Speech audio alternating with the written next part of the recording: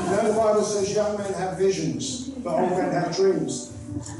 So I've reached that age where I have dreams. And I'm just going to read out a couple of these dreams. Because I woke up at 4 o'clock in the morning and I had 3 dreams in a row. And normally I'll just go, oh, let's go back to sleep. But I decided to write them down. You know, if you get a dream, you normally need to write it down fairly quickly. Because you go back to sleep, you guarantee when you wake up you would have forgotten. And I thought about them and I thought, well, yeah, maybe there is something in these dreams. So I just want to share the first one. Let me just get it up.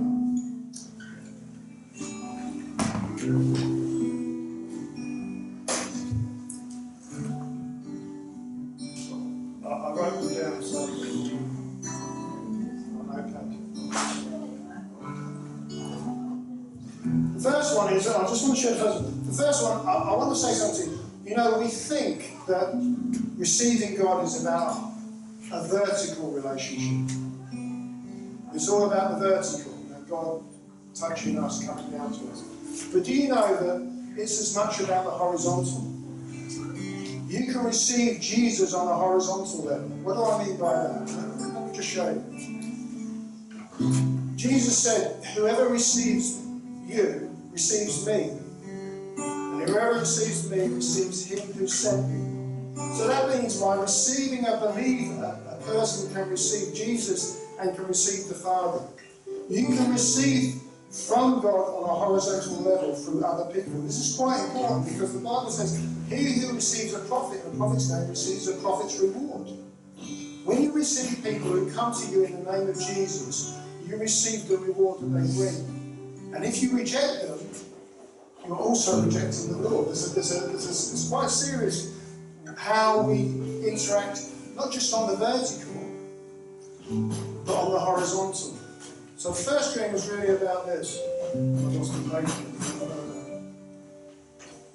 I dreamt that I went to this church, and the last time I went to this church, it was a tiny little church. It was a very small church. And when I went to it this time, it was enormous. And it had Bible classes and studies, and it was really, really thriving and successful. And I said to the Lord, what's happened? Why is it suddenly becoming so big and so successful? And the Lord said to me, it stayed small because I kept sending people to them, and they kept rejecting them. But finally, they accepted the people that I sent them. They accepted people who didn't seem to be significant, but that had something to give them, and that caused them to grow. So it's really important that we understand the people that God sent, that we understand the horizontal relational thing, not just the vertical, but the horizontal. So that was the first dream. And the second dream was a bit bizarre. But in the second dream, I was in the service, and they were having, I think it was a baptismal service, and there was this big pole, like a totem pole, in the room. And I said, what's that? And there were people all around it looking at it, all muttering.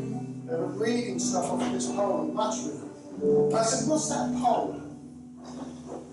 And someone said to me, that's the pole of offence. That's the pole of offence. This is where people are offended. And I said, well, what's on it? And it's just a bit bizarre. You just have to bear with me. And on the pole was all the counties in England. And it showed you how many counties and the number of speeding tickets they were giving out. And people were reading and go, oh, look at Bedfordshire, they're terrible, all the speeding tickets they give out. And people were getting offended at the speeding tickets that were being given out to people.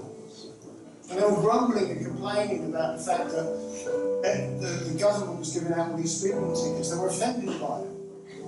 And then for some weird reason, I just blurted out, well, prophets drive at 30 miles an hour. You see, if you follow the Lord and you obey the Lord, you won't get offended. The offence only comes when we step out of the will of God, when we don't do what Jesus called us to do. Jesus said we have to forgive, we have to bear the burdens, we have to do all these things. We only get offended, and if you want to be used by God, you have to learn to avoid the offence. You know, if you want to, I remember years ago I went through my worst beating in the church. You know, Christians can beat you up better than anybody else. And I was in the church and I got really, really beaten. And I was at a conference and Rick Joyner spoke to me. I don't think you know Rick Joyner. He spoke to me and he said, you know, you've got to get your wounds healed. You've got to get your wounds healed. He says, you will get rejected. He says, it goes with the territory. He said something very significant as well. He said, the difference between a sheepdog and a wolf is that a wolf has unhealed wounds. The difference between a sheepdog and a wolf is that a wolf has unhealed wounds. And you have to be healed. You have to be able to get over offence. If you want to work with Muslims, if you want to get offended, come with me to Hyde Park Corner. You'll learn about being offended. Now the third dream, I've lost it again. What's the third? Oh, the third dream is quite bizarre because the Lord showed me a secret. And I was really excited about the secret and I wrote it down, scribbled it down. But you know what? I can't remember what it was. You know, I was so excited I wrote it down. But I understood the gist of it. I understood what it was, but I don't understand the exact words. And it was basically this. God brings things into our lives that can be a stumbling block and an offence to us until we learn to receive them. Once we learn to receive them, they become a means of growth. They become a blessing. You know, the cross is only an offence when we reject it. When we embrace the cross, we die and we become resurrected. The cross is the means to resurrection. But initially we shy from the cross. We shy from the crucifixion of the self. But it actually leads to the resurrection and to new life. So we have to embrace it. And when we embrace God's training program for us, it becomes a means of growth. And it's just learning to embrace it rather than shy away from it and embrace God's training program for our lives. Thank you.